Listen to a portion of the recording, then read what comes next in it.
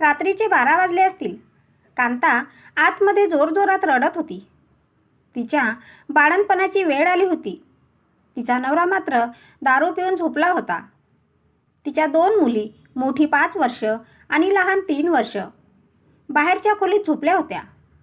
आईच्या रडण्याच्या आवाजाने त्या दोघी बहिणी चिंकी आणि पिंकी खडबडून उठून बसल्या. लहान बहीण पिंकी डोळे चोळत मोठ्या बहिणीला म्हणाली, "ए चिंकीताई, आई का रडते ग?" "माहीत नाही ग. आई म्हणत होती तिच्या पोटात बाळ आहे म्हणून रडत असेल." "नाही नाही, मला असं वाटते तिला भूक लागली असावी." चिमुकली लहान बहीण पिंकी म्हणाली, "ताई, किती वेळ झाला, आपण जेवलो नाही." तेवढ्यात आतमधून बाळाच्या रडण्याचा आवाज आला. कांताला 3री मुलगीच झाली. बाळाच्या रडायच्या आवाजाने चिंकी आणि पिंकी आईजवळ धावत गेल्या.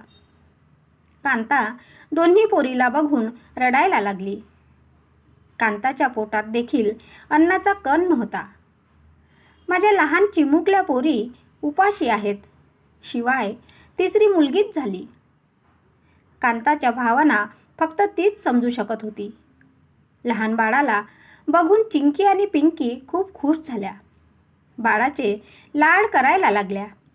तेवढ्यात लहान मुलगी पिंकी म्हणाली, "ए आई, बाळाला दातच नाही." त्यावर मोठी मुलगी चिंकी म्हणाली, "बरं झालं तिला दात नाही ते. दात नाही तर तिला भूक पण लागणार नाही आणि आईकडे ती जेवणाचा हट्ट पण करणार नाही आपल्यासारखा, हो ना आई?" चिमुकल्यांचे बोलणे ऐकून आईचे काळीज फाटले. दोन्ही पोरींना बिलगून आई रडू लागली. उपाशी असल्यामुळे आणि आत्ताच बाळंतीण झाल्यामुळे कांता पण खूप अशक्त झाली होती. सकाळ झाली की चिंकी आणि पिंकी खेळायला जायच्या. खेळताना त्यांना थोडा वेळ का होईना भुकेचा विसर पडत असे. त्यांना पोटभर जेवण कधीच मिळत नव्हतं. कधी आंबील तर कधी घाटा, एखाद्या वेळेस कण्या मिळायच्या.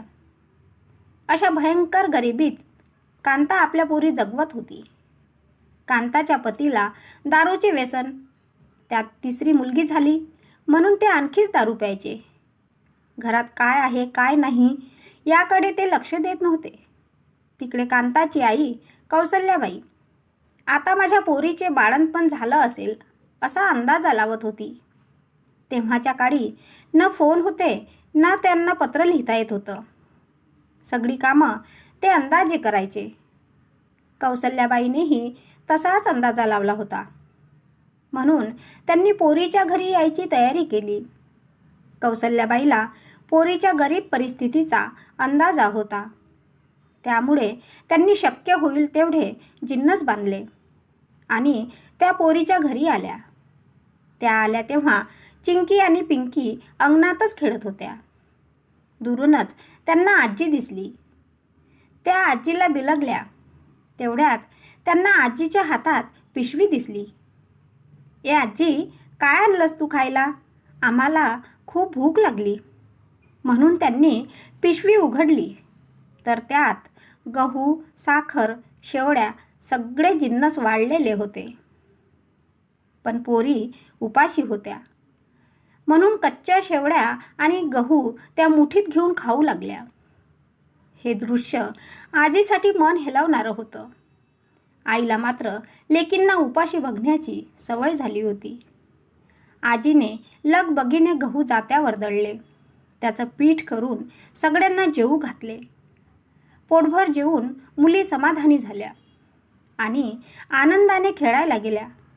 कांता पण खूप दिवसानंतर जेवली. खाली पोटावर तिला पान्हासुद्धा येत नसे. त्यामुळे तान्ह बाळ दिवस रात्र रडायचे. आज पोटभर जेवून सगळे शांत झाले होते. कौसल्याबाईने ठरवले, आता मुलीला इथे ठेवायचं नाही, तिला आपल्यासोबत न्यायचं. पण कांता आईसोबत गेली का नाही? नंतर त्या 3 मुलींचं काय झालं? आता त्या कुठे आहेत?